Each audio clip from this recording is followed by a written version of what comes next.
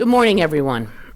We are here to announce the sentencing of 22-year-old Patrick Carey, who pleaded guilty in December of last year to promotion of a sexual performance of a child, aggravated harassment in the second degree as a hate crime, stalking in the second degree, and endangering the welfare of a child. Today, Carey was sentenced to 6 months incarceration and 10 years of probation with stringent sex offender conditions. A stay-away order of protection was also ordered for each of the women he victimized and will last the statutory maximum of 8 years. Carey must also register now as a sex offender.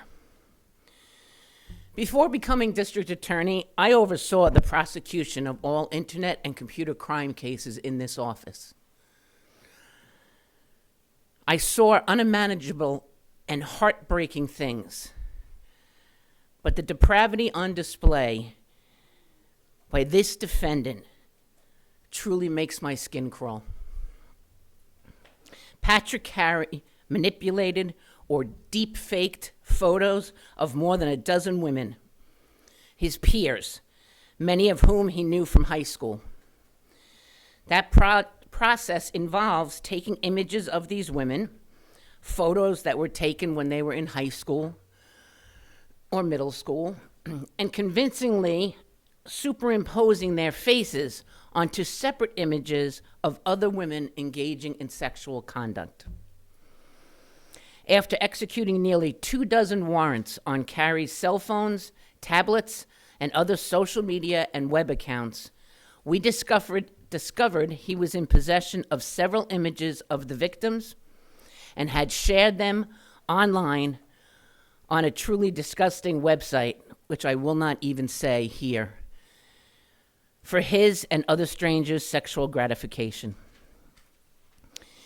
In a further indignity to these women, Carey also shared their personal information, their names, their addresses, their workplaces, and phone numbers on that same website, and encouraged other users to harass them.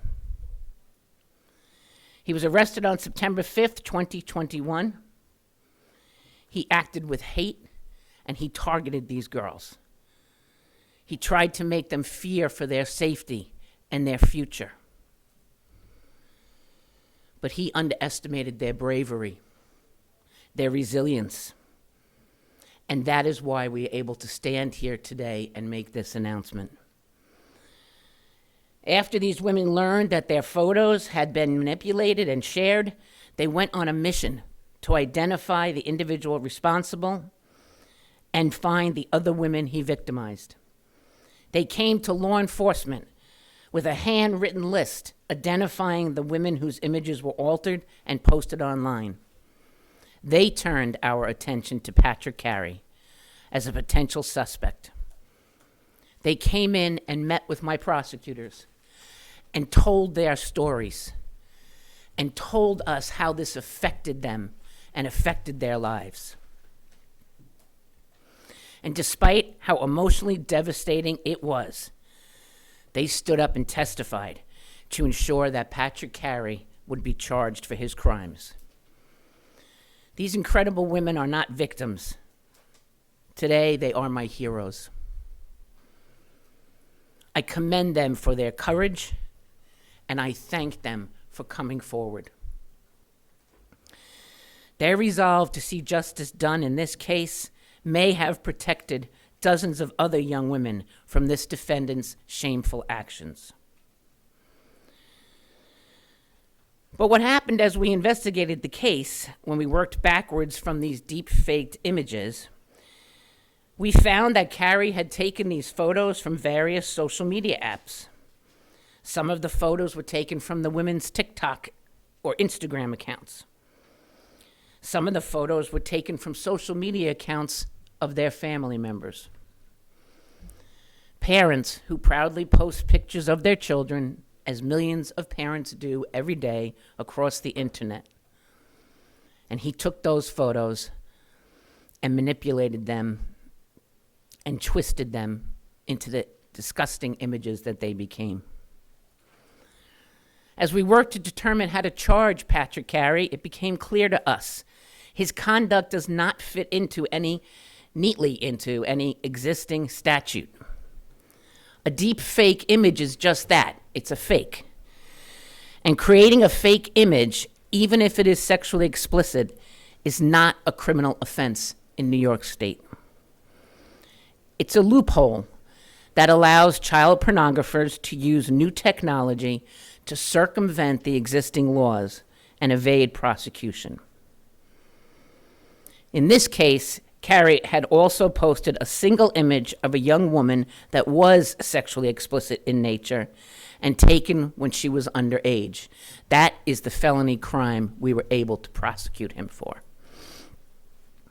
If not for that one image, Patrick Carey would not be sentenced today, as he was today, to time in jail and the maximum allowable probation as a sex offender.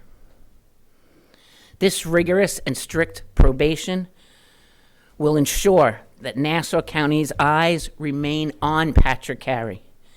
His devices will be monitored, and probation will control his access to them and to the internet. We can't have another Patrick Carey slip through our fingers in Nassau County or anywhere else in New York State, just because our laws have not kept up with the times and with the technology that exists. The laws must change. And that is why we have drafted legislation to tackle the rise in deepfake pornography. It is called the Digital Manipulation Protection Act, and the bill would establish 3 new criminal statutes related to the unlawful publication, dissemination, and accessing of sexually explicit depictions of an individual or a child. The proposed statute will finally address criminally the threat of deep-faked explicit materials that are being weaponized against innocent New Yorkers. The statute will close the loophole that we see in the law. Under the proposed legislation, if an individual distributes a sexually explicit depiction of a child, they will face a felony charge and up to 7 years in prison if convicted. Let me be clear on this. This legislation must be introduced and it must be passed for us to protect New Yorkers. But this, of course, is not where our work will end. This legislation will stop another Patrick Carey. But in the advent of new technology like chat and other AI, we will continue to see a changing in the landscape, and it will leave more individuals at risk. This is the moment when our brightest minds must come together to meet the challenges of our changing world before more people are victimized.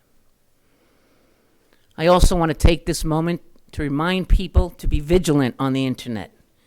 This was not a dark web or deep web activity. These images were posted on websites that are easily searchable. And making a deep fake is terrifyingly simple. You don't need any specialized skills, and it can be done in less than 30 seconds. Deep fakes are everywhere, on platforms like TikTok for entertainment, blurring the lines of reality. But the dark side of this technology is undeniable. If you're using social media, be careful what you post and who can access it. Make sure you have adequate privacy settings to protect your images and limit the reach of your posts. And most importantly, remember that whatever you share, no matter how harmless, is essentially online forever and can be exploited. Practicing basic internet safety is critical to keeping everyone safe and ensuring that individuals who seek to do harm maybe won't have that chance next time.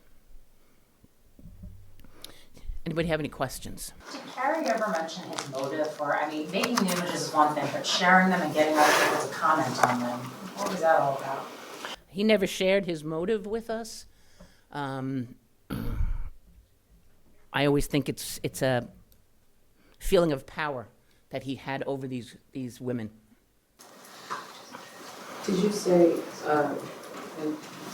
why these particular women were targeted? I know you said high school and middle school. Right. We don't, I mean, except that he knew them and he went to high school with almost all of them. That's the only relationship we ever saw. Were any of these women actually reached out to or harassed because their phone number and places of work were posted on the site? Did any external people reach out to them? Did they experience anything like that? Yes. Once the information was put out there. Could you speak to what kind of torment or what their lives became like once their information was put out there?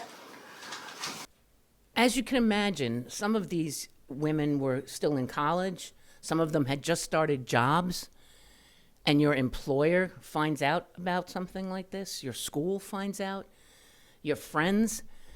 It changes your life. It changes how you can live your life and how you're treated by others. Because there's some people who will think you put that image out there, that that's actually you in that sexually explicit act, when in fact it wasn't. Did Carrie himself reach out to the women after he posted these? Did he say anything to them? Not that I'm aware of. He didn't try to like exploit them with money or anything like that? Like, No. Were the images scrubbed or taken down? Unfortunately, when images reach the internet, we can have them taken down from the site, which they were, but that doesn't mean they won't appear again at another time because we can never take everything off the internet once it's been posted. You said that there was the one felony was based on an underage person in an image. Was it the face, or was it the No, it was body? an actual image of an underage girl. And that he had posted somewhere? Yes. How did he get that? How did he get that image? I can't answer to that. I don't know. And you said that deepfake images are fake and therefore not illegal because it's a fake image. Correct. And sharing it is the same thing then. Correct. Because it doesn't fall into the way our statute reads now, right? Our statute reads that you have to post an image of an actual child. See, I'm just curious about this proposed legislation. Have you spoken to other district attorneys? Do you have anyone backing yet, or is this just brand new? We are in the midst of speaking to other district attorneys' offices, and then we will decide who we're going to reach out to ask to back it. One more, guys. A timeline? For the legislation? Roughly, I would like to say within a year, but I think that's a pipe dream in a lot of ways. You're just proposing this today? Yes. Thanks, folks. Thank you.